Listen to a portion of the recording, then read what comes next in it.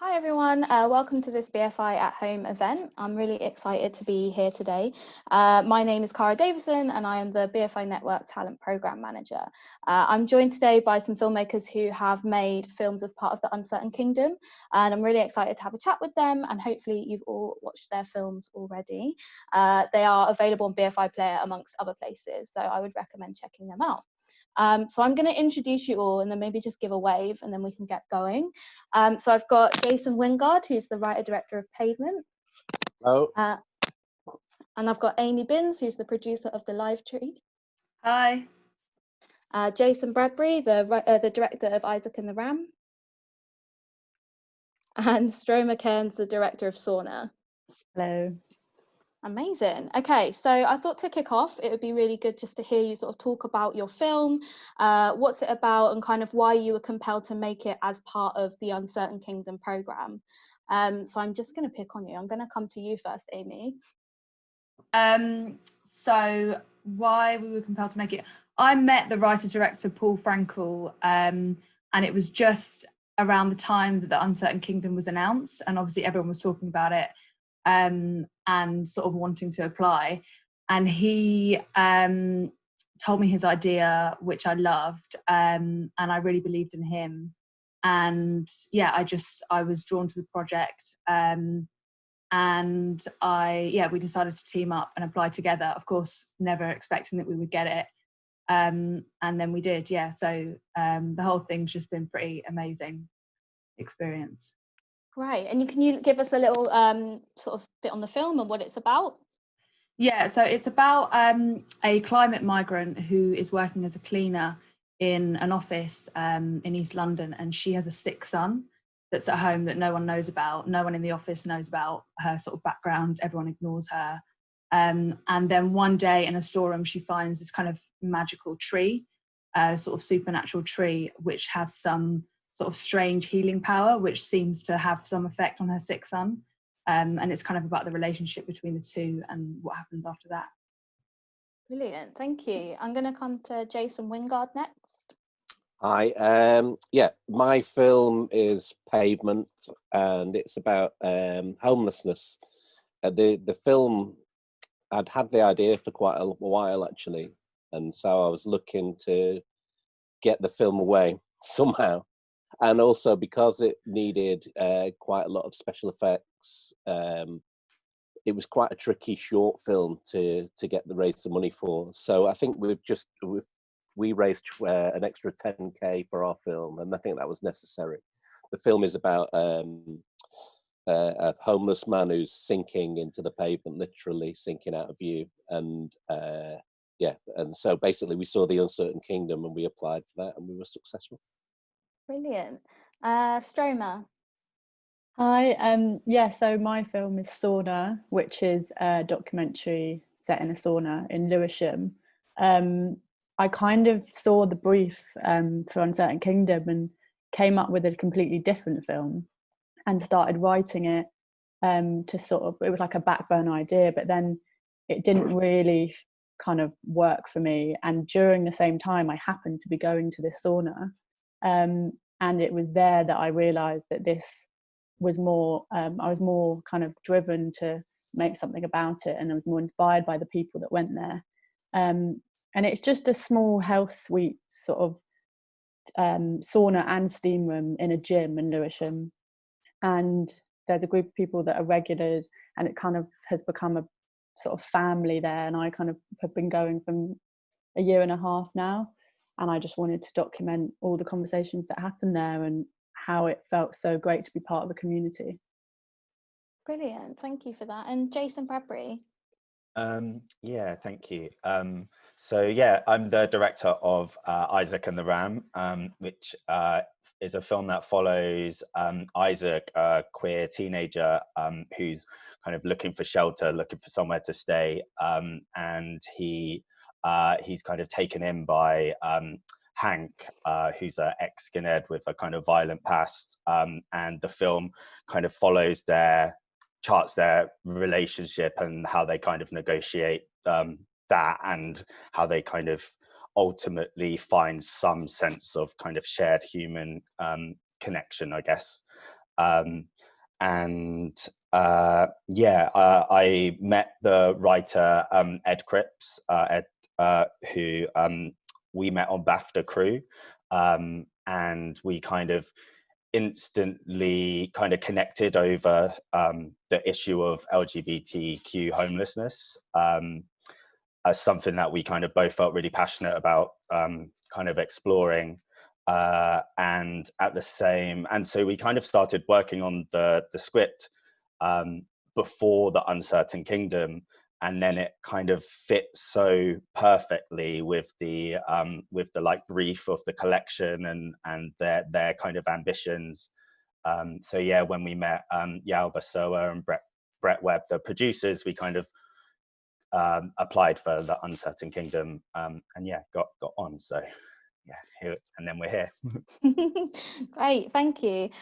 So obviously The Uncertain Kingdom is an anthology of 20 films that are kind of speaking to what was happening in the UK at the time.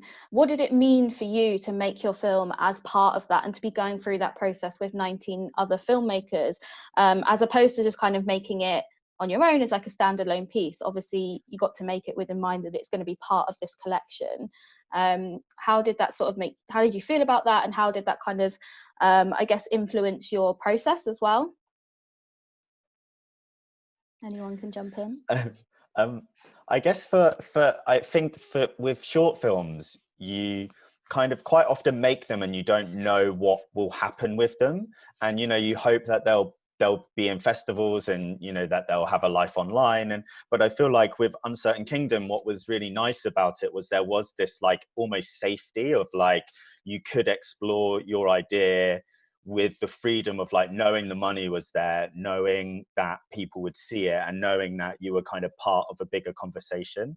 And I think that gave us a lot of freedom, and The Uncertain Kingdom also gave us a lot of support to kind of help us tell our story without too much interference. I think they were quite, I don't know about whether you guys found the same, but they kind of didn't like try to input too much if it wasn't needed.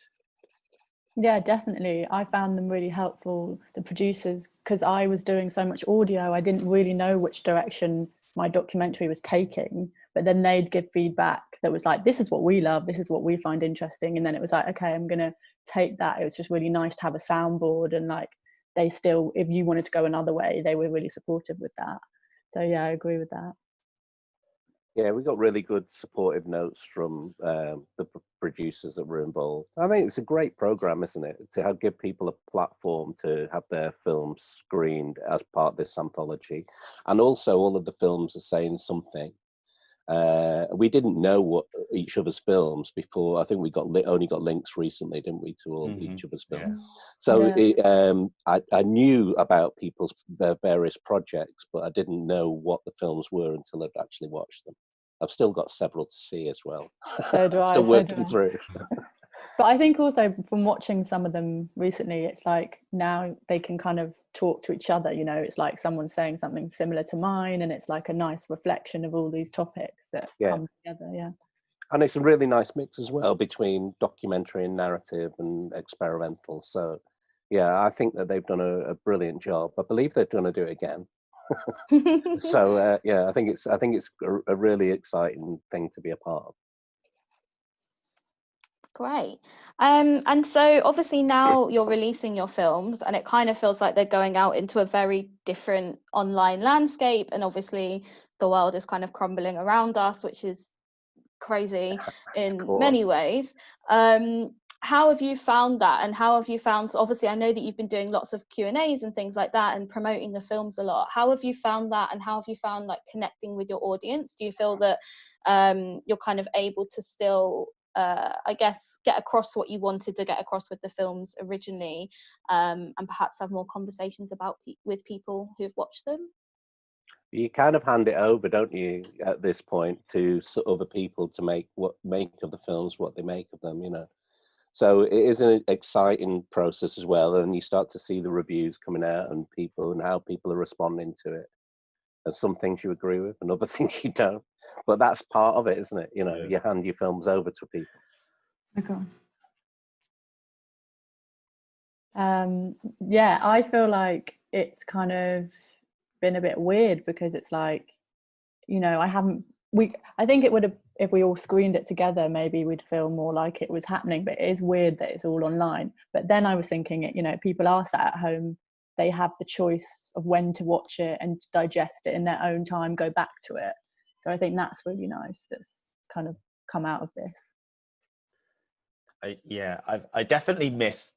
I definitely missed the the theatrical part of it, because that was something that, you know, like is still such a special thing, I think, for filmmakers, when we see it with an audience and we're there, and like you get that instant conversation after the screening, and you can hang around and chat to people.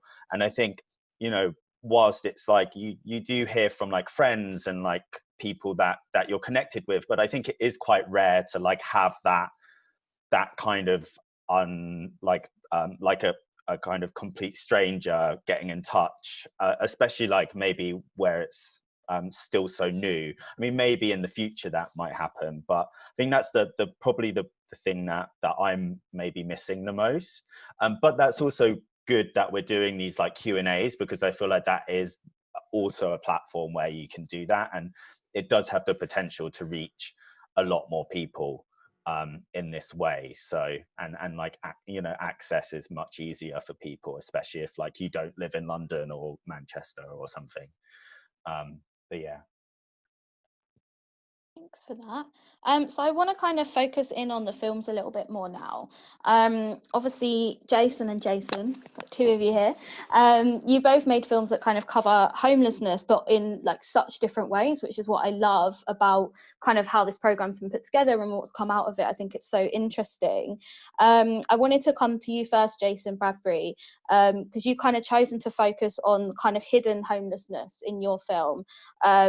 Which I really love, and the film feels like it's a lot about what we don't see, and not just within sort of Isaac's circumstance, but also in Hank's character and what you and your writer Ed have chosen to kind of give the audience. And you know, you've not felt the need to fill in the blanks, which I think shows a real confidence in your storytelling. So I was wondering if you could talk a little bit about that process and your sort of decisions behind that, and how you wanted to present that story to us. Thank you. That's yeah, I'm really pleased that kind of came across, because I think Ed, for Ed and I, it was really important that we allow the audience to kind of to kind of bring themselves into the experience. And I feel like, you know, once you start to kind of maybe give too much backstory or exposition, you can kind of you kind of have the danger of like making it not accessible, I think. And actually that's something that, you know, throughout the drafts, the different drafts of the script, we kind of, it was about finding that like perfect balance of like not having too much but also giving enough, because it also can be frustrating if you don't have enough as an audience member.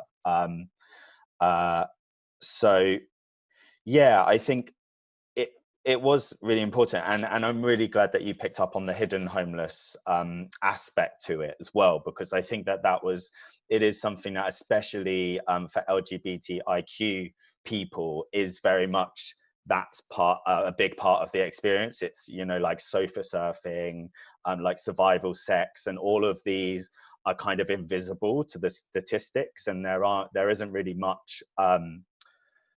much research or figures on it. And so I think it can often, people don't see it. And that's very much what we wanted to do with the film, was to kind of, I guess, like bring a human perspective to it, and try and get people to empathize with, as you say, like both of the characters.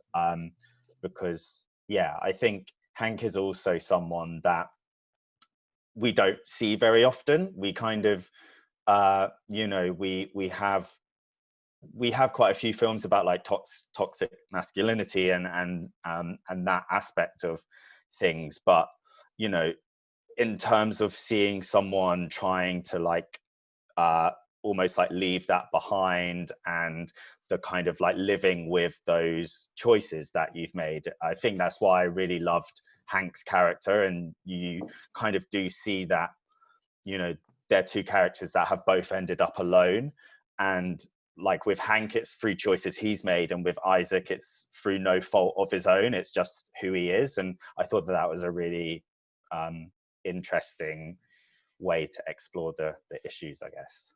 Does that make sense? Totally, yeah, Okay, yeah. cool.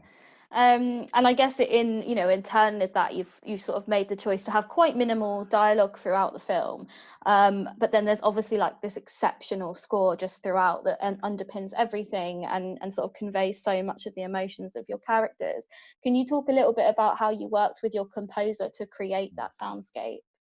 Yeah, so Patrick Johnson, the composer, we've worked together for a really long time now, like on, I think, almost all of my films apart from one.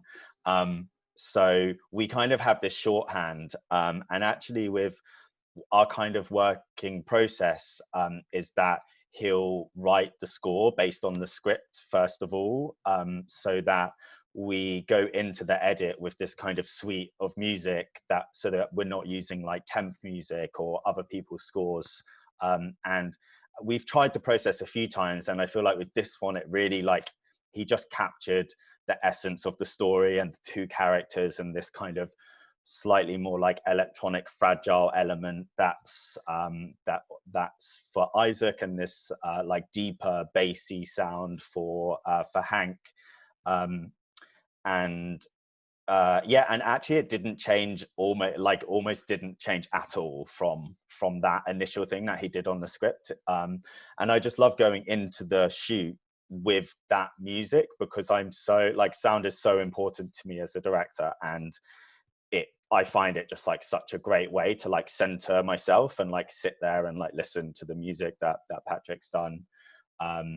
And yeah, and then also the kind of final element with that is Tom Williams, who's the supervising sound editor. We've also worked together, I think, on my last 3 short films, and I think him and Patrick also, like, it's like we're such a, like, we're all really passionate about sound, and we just like geek out and like try and like figure out how we can push it, and get the most out of that element. Because sometimes I think as well, like the visuals are fairly almost like sort of, there's like a realism there, and also with the like it almost could kind of verge on like social realism, but then the sound kind of adds this element. Actually, I think there's like an amazing, I think it's Lynn Ramsey that says that, like, if you're doing something quite complex with like one element, you kind of have to limit what you're doing with others, because you need to focus your energies. And I like that interplay of like sometimes focusing on the image and then kind of using the sound to, yeah, I don't know. Yeah. Great, Lovelyn. Yeah. I think Lovelyn too. obviously, I'm sure we all love Lynn. So I think it's really interesting that you say that you kind of go on set with the music already as well. And is that something that you share with your actors as well? And is that part of your process working with them, or do you kind of keep that separate? Good question. I don't know if I did. I have done in the past. I don't know if I did this time. I mean, I shared it with, like with the filmmaking team. So with Ed and Yao and Brett, like, we're all of those kind of like we were all kind of collaborating throughout that process. And I think everyone was like kind of feeding into that. Like collaboration is, super important to me. But I'm not sure if I did. I might have played it to them, but I'm not sure I sent it to them. I think I have done in the past, like for my previous short, My Sweet Prince, I like made a playlist and kind of gave that to the lead actor, and I, like that's a part of my process quite a lot in casting. But with this film, I think it was more about kind of having discussions around the characters, and then kind of we did quite a lot of rehearsal for it. So I think that's really where we kind of explored stuff rather rather than the sound. I think that was more, yeah, for kind of me getting into the, like, I think like for pacing and stuff, like, you know, it's quite different from my previous films in terms of the, like, the filmmaking style maybe. And I think having the music helped me like get into the, like, the longer takes and the, like, you know, trying to do less setups but spending more time on the ones that we were doing. And I think that the score, having that score from Patrick, like, helped keep me in that frame of mind. Brilliant, cool, thanks for that. Yeah. So I want to kind of move on a little bit to your film Pavement, Jason. I think within Isaac and the Ram, like, it's a lot about, it's very complex, but it's about the care that is kind of given to Isaac in that situation, whereas your film is very much about the lack of care and total apathy that you know, that people are showing to homelessness, and I think that's especially really effective in your last scene. Can you talk a little bit about your choice to sort of tell the film in this kind of parable that kind of shows the indifference? Well, it's quite an obvious metaphor, really, isn't it? You know, I mean, I think that we were discussing it with a few people that were involved, and we couldn't believe that nobody had done it. So we were pleased about that, obviously, as well. But Steve Ebbett said that it was like, you know, homeless people merge into the landscape, and you walk by them, and you don't, you know, and so that was kind of part of the story. It was really based on the way that the idea that I had was the way that people responded to the homeless man was based on a short film that I'd seen years ago, a Spanish film called La Cabina, about a man who's trapped in a telephone box. And it was that claustrophobia and the kind of surrealness, the surreal way that people were treating him. It was something that we were trying to recreate with Pavement. And of course, it's a, you know, so as you said, it's a parable. It's a kind of a very short, punchy story. We wanted to leave people with, you know, kind of some kind of emotion when the credits roll. And the song at the end, which is actually John Jenks. I was going to go with God Save the Queen, but John convinced me to go with Jerusalem instead, which was probably a better choice. In fact, it was a better choice. And that's actually a homeless choir that are singing at the end as well, which kind of made it a little bit more poignant for myself and the people involved. So yeah. Definitely. Oh, that's really brilliant to know. I love that. Yeah. And so you mentioned kind of earlier in your sort of introduction about working with VFX, and especially on a short film with limited budget, like that is obviously so difficult. I wondered if you could talk a little bit about how that was for you and your kind of experience and process working with VFX as a director. Well, I was speaking with the producer. I mean, it was really tricky actually, and it delayed the film. And a lot of things went wrong with the VFX, and people that were, you know, we kind of thought we had the supervisor there. The supervisor wasn't there, and I've been in this situation before with VFX, and I think that in the end I just started trusting my own instincts with it. And it's great. Actually, after the event, people were coming up with great solutions for it. We tried all sorts of things. We made like a bath made of cornstarch at one point, and tried to have someone actually sink into it, which we filmed. But so we did try some pretty crazy punk rock ways of doing it. But eventually we went with this VFX, the kind of After Effects route, you know. And they did a great job considering what they had to work with. But we know that it's kind of like, in a weird way, we know that the VFX aren't kind of, you know, up to Hollywood standards, but in a way it doesn't really matter, because we thought that the film was saying something, you know, what the film was saying was more important in a way. Definitely. And I mean, you say that, but I think they look great. All right, okay. Yeah, I know. They did a great job. I mean, kind of, I know they'll tune in. It's kind of, I don't want to make anyone down. They did an amazing job. But, you know, it's a kind of like, we're trying to make what should be shot on, like, you know, 80, 90 grand on 10, 20 grand, you know what I mean? So there's always going to be compromises. But that's filmmaking, isn't it? You know? Of course, yeah, especially short filmmaking. yeah, of course. Yeah. But no, I mean, I thought it was really impressive. And can you talk a little bit about what that was like for your actor as well? Because obviously, you know, they're having to kind of respond to what is happening in their brain, and presumably because it's going to be added afterwards, and also how the cast around that sort of worked around performing in that way. Well, it's a bit like Chinese whispers, isn't it? You know, constantly you're trying to tell people what your vision is, and kind of like, but they have their own interpretation of it. And you know, but the good thing is we've got control over certain things in the edit. So I know that Steve was actually, when we kind of riff a little bit around the script as well. That's the way that I like to work.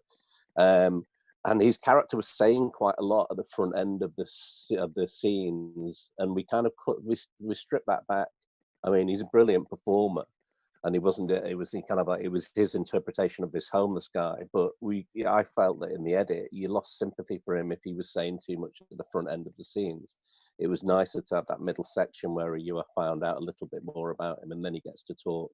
And the idea was that he has no agency, that people are talking at him and doing things around him, but he doesn't actually have any, say in the matter. And the only person who really talks to him is the one woman in the film. So, you know, all those choices were kind of deliberate. I suppose it was difficult. You'd have to ask the actors how it was for them to work with, you know. But I think we all had a great time on set. It was really hot when we made it as well. It was steaming hot. So, yeah, great shoot. Great, thank you for that. So I want to move on a little bit to Tree of Life. Not Tree of Life. The Life Tree. I know it's confusing. So many people have done that. It's like, oh god damn it, we should have thought of a better name. No, it's a good name. I just messed it up. Easily done. It's fine. But that film, so obviously also you use VFX quite a lot in your film as well. And I wondered if you could kind of talk a little bit about that process from the perspective of a producer, and like pulling that together on presumably quite a small budget as well. Yeah, it was very difficult. We were really, really, really lucky because we had Absolute Post, who Paul they really believed in the idea and really wanted to support Paul. So they sort of came on board from very early on. So that was kind of like a big sort of not weight off our shoulders because we still had to do it, but we knew that we had their support from the very beginning. So they did all our post-production, and they sort of, they just loved the idea and they really wanted to support us. So we were so lucky in that way. But then, of course, there was the actual shoot, which we had 2 days to do it in. So, yeah, I mean, it's always a push for time anyway. Obviously, the more money you have, the more time you have. But we had to cram it into 2 days. And then with all the VFX, everything sort of takes longer. People have to step in and do plate shots. I mean, I'm not a VFX expert, but everything takes longer. So you kind of have to add on the extra time, but then you don't have the extra time. So it was quite difficult. But then, and again, we had Absolute Post supporting us all the way through the post-production. So we were really lucky in that way. Definitely, that's great. And I guess making a film as part of the Uncertain Kingdom, you as kind of filmmakers, you're kind of bound to a certain time frame that you need to be making your film within. How did you sort of manage that process? Did you kind of come across any challenges throughout that, or did you find it sort of worked well having those deadlines and helping you sort of get through it all? I quite like having deadlines and things to work towards. So I found it, although it was difficult in that I was doing a full-time job, the director had commitments, so it was trying to find a time where it could work. And then obviously you might nail down a location, but then the cast member that you want isn't available, so then you have to sort of redo everything. So it was difficult, but also I responded well to having a sort of a cut-off point and something to work towards. And also that was the other thing I was just going to say, that being part of the Uncertain Kingdom and sort of a collection was really helpful from like a producer aspect, in that you've sort of got a support that you're actually pitching as well. Like, this is a short film, it's part of this incredible project, and here's what we're trying to do, and here's what we're trying to say. So it's kind of, yeah, from that point of view, it helps get people on board and sort of support you. So that was helpful as well. Great. And one of the things that I really love about the Life Tree is that you've kind of chosen to use this sort of fantasy fairy tale to discuss quite complex ideas, kind of similarly to Pavement as well. Can you talk a bit about yours and Paul's decision to do that, and why that was kind of the way that you wanted to tell that story, and why you thought that would kind of get it across most effectively? Yeah, I mean, Paul has to take complete credit for that. He wanted to do he's very interested in sort of magic realism, and he'd been wanting to do this kind of a project for a long time. And so when he sort of told me his idea and what he had in mind, it was something that I responded to, because I'm sort of interested in that, but it all sort of came from him. And yeah, so I think, for me, cinema is escapism completely. So I just love sort of fantasy. I think if you're gonna, I mean, obviously there's 100 different types of ways you can make films, but I love the idea of, if you're gonna sort of escape and be creative and use your imagination, then sort of go all out. And I just loved using that to sort of make those metaphors and sort of link it all together. And I like people sort of going to watch the film or watching the film online and not necessarily having it sort of all make sense then and there. I like the fact that people might have to go away and sort of think about it and talk about it and maybe watch it again. So yeah, that was what I liked about it. Definitely. I think that really comes across, actually. There's sort of like real like power and beauty, I think, in short film especially. You can kind of use quite a succinct amount of time and use quite inventive ways to tell pretty, you know, big or political stories or messages, which is really exciting. I think one of the things that I love as well is that you have that kind of opportunity to show things that you might not have seen otherwise, which kind of leads me on to Sauna. And I kind of really loved getting to see this sort of community of people who are going to this sauna and listening on their conversations, which is just brilliant. Can you talk a little bit, Stroma, about how you found that group of people and sort of, you know, started that process?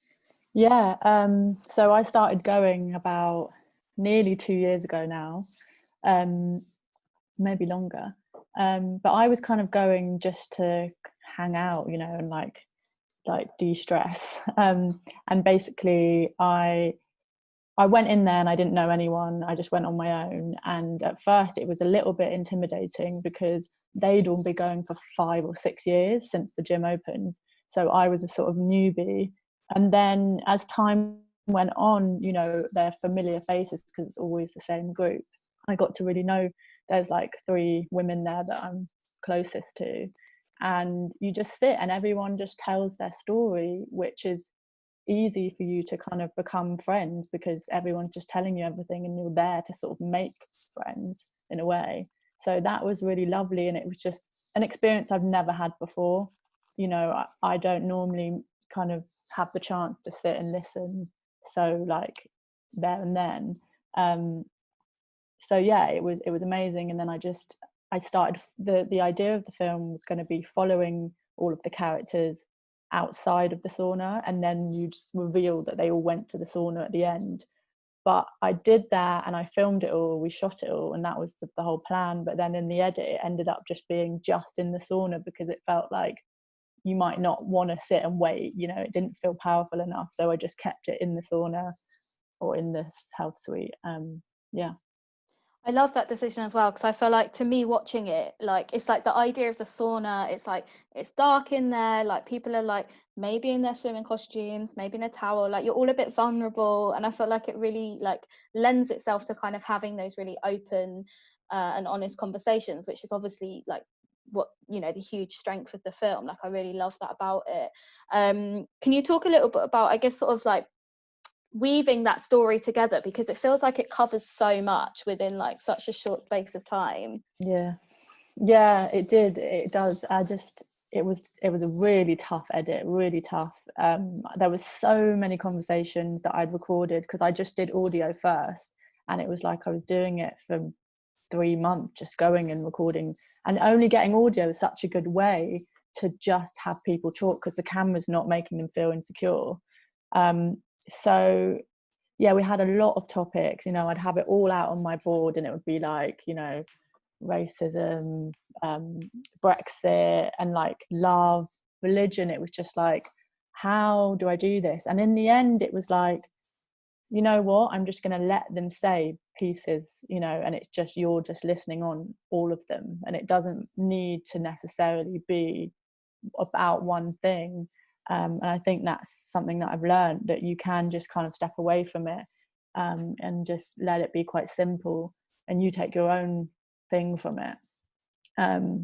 So yeah, we kind of just weaved it in and out. And I think the main thing that it's trying to say, and is what we're all saying at the moment, especially now, is, and a lot of the films, is unity is so important, and for us to all come together.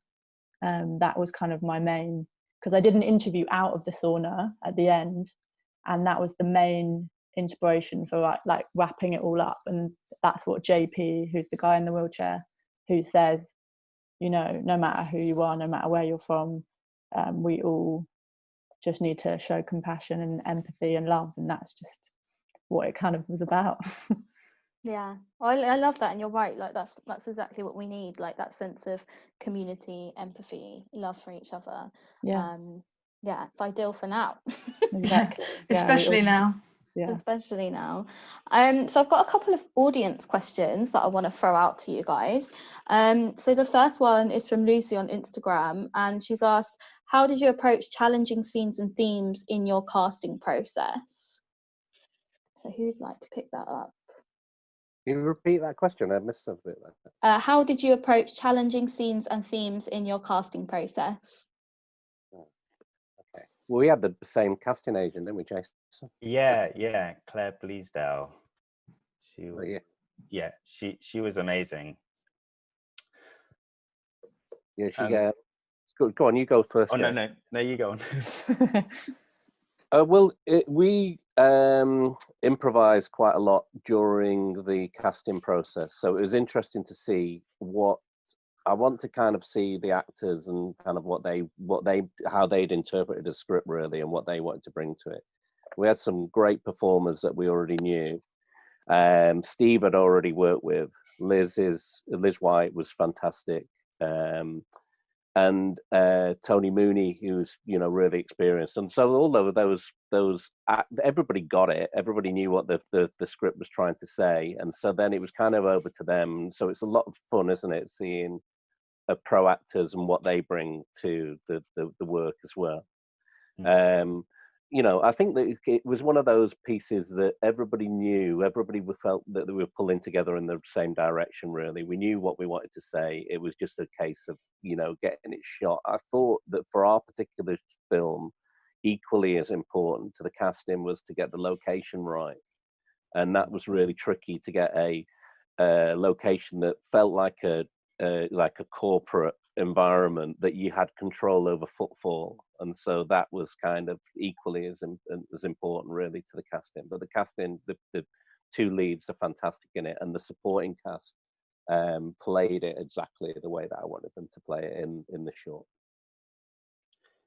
I think for us, so yeah, as Jason said, we worked with the same casting director, Claire Bleasdale, and it's actually a conversation that we had to have, because obviously in Isaac and the Ram, there are some, like, it's quite difficult subject matter, especially with the kind of like the age of Isaac, and what the kind of film and the situation he's in. So I think that we were always really open, and we so for Isaac we did street casting, which I've always wanted to do, and it was like really the first time that I'd got to do it. And so Claire kind of facilitated these workshops with young people, and actually one of the things that and that's where we found Callum Myatt, and one of the things that I think was like most I took away from making the film was like how much so we only saw 16 and over, but there was such a deep understanding and empathy for the character of Isaac, and I think that I actually came away from the process feeling really almost just surprised that they understood the character and what he would be going through, and I think that was such a great thing to see. And then with Hank, Ian Peary, who plays him, is just amazing, and he spoke previously about kind of why he took on the role, which was that he was a bouncer in real life for a few years, and his son is gay, and so I think he saw a lot of that himself in the script. Obviously not the kind of darker stuff, but so it was, I think it's, when you're making challenging films, I think, as you know, it's as long as it's not gratuitous and it's there for a reason, I think people are really, once you find the right people, you it almost leads you to the right people, because if they're gonna get it, they get it, and if they kind of look at it and they don't see the human element to it, then you probably didn't want them anyway. If that makes sense. Yeah. Makes sense. It makes it a lot easier, doesn't it? Obviously, if you get the right cast, there's not that much to do on set. You don't have to, as far as directing goes, you can just let them go. They're so good, and you can kind of almost sit and watch yourself in a way. Yeah, totally. Right, and so we've got another question from the audience. So James on Instagram, they've asked, which issue is the most important at the moment for us as a country? Big question. So many, and they're kind of well, race is certainly kind of the right at the forefront, isn't it, at the moment? And you kind of sit around, and somebody said to me the other day, it's about time, isn't it, that this happened? And I kind of tend to agree. Yeah. So it's it's been coming. Yeah. So it's Well, I think as well, so many of, I think all of our films as well, they kind of speak to how connected all the issues are. There's so much intersectionality. It's you can't really start to unpack one thing without also addressing another. And I think that's such an important thing to take away from the Uncertain Kingdom as a collection, is that, I think, Stroma, was it you that said that the films talk to each other? And I think once you do watch them as a film, you kind of start to see how everything is connected. Yeah, totally agree. We all have to take responsibility. Yeah, exactly. I think that's the main thing. And for hold each other. Definitely. Yeah, and but I hold think they kind of it's all born out of a lot of anger, isn't it? And at various issues, and also how people are recognizing that how unfair things are. And I think that people don't want very much. They just want parity, don't they? They want things to be equal. And that seems to be a radical idea for some people. Yeah.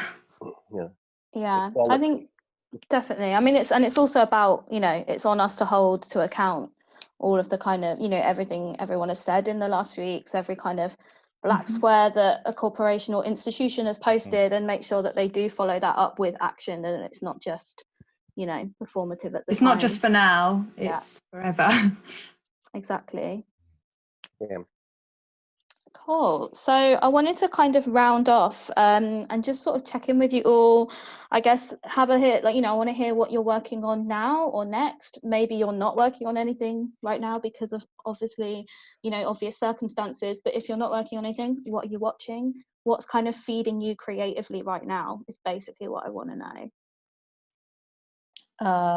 I've been filming my lockdown constantly, so I've been using that as a way. At the start of lockdown, every week I put out a new 7-minute film because I had to move back into my family home, and it was really, really chaotic. There's only 3 beds and there's 4 of us, so one of us is on a sofa at some point. So I've just been filming that. That's been getting me through. Love that. Cool. I've been working on Where To Mate, which is BBC Radio 4 comedy. So 15-minute comedies that were all gone out on Radio 4. So yeah, go and listen to those. Love it. When are they coming out? They're already out. They're already out. Great.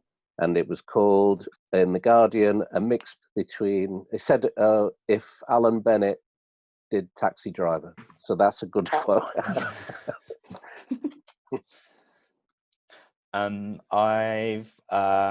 I've been kind of focusing on the release of this, and also as a team, we're hoping to. Our plan is to kind of extend it up to a feature-length version. So we're kind of starting to lay some foundations for that. And I'm working on my first project as a writer, feature project as a writer, which is daunting. And yeah, I'm totally in awe of all writers right now. Yeah. Hard task. It's usually I'm like, have an idea and then hand it over to really talented people, and now I'm like, no, I've got to do it myself. Right. Amy?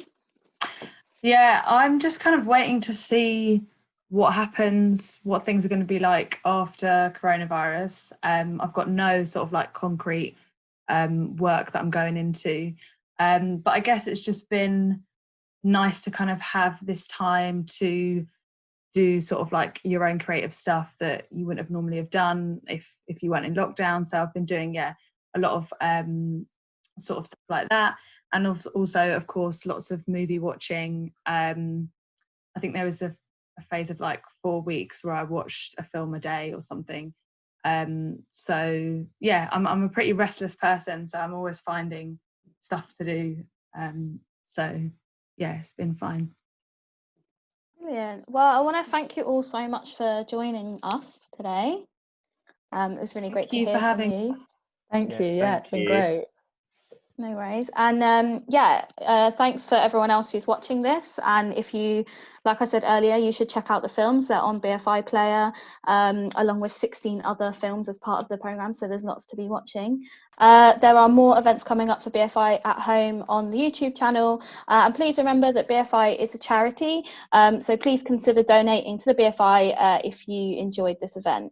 And yeah, stay tuned for whatever the next BFI at Home event is. I'm not sure what it is, but I'm sure it'll be good. Cool. Bye. Bye. Thank you. Bye. Bye.